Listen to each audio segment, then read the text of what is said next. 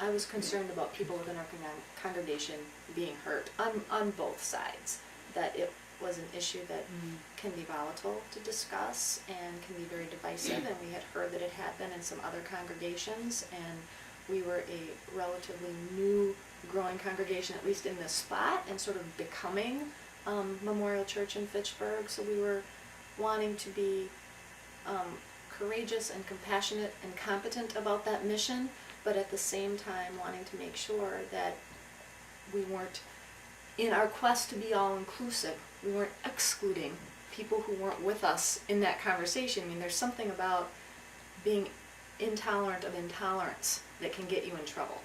And so we were trying to avoid that. And, you know, we were having lots of conversations about what open and affirming and being all-inclusive means. And it wasn't just about the issue of being gay or lesbian. It was about lots of other things as well. So the whole conversation and this whole process made us really get serious about figuring out who we were, I think, knowing who we were, and really working on our welcome and articulating that in a way not just to the community but to ourselves. That was really helpful. I think one of the best side benefits of that was just our identity growth as a congregation. This conversation helped us make a big leap, and it sort of set the stage as to how we communicated within our own leadership and how we grew, you know, on some other important issues, I think, as well. I had a number of conversations with people that I thought this conversation, this issue, could be hurtful.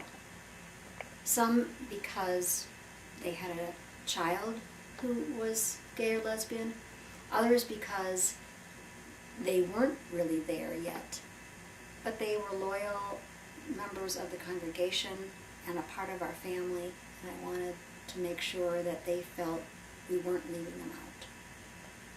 So there were a lot of behind-the-scenes kind of conversations with folk trying to avoid what JC's talking about being hurt or feeling like you are excluded because we're trying to be inclusive.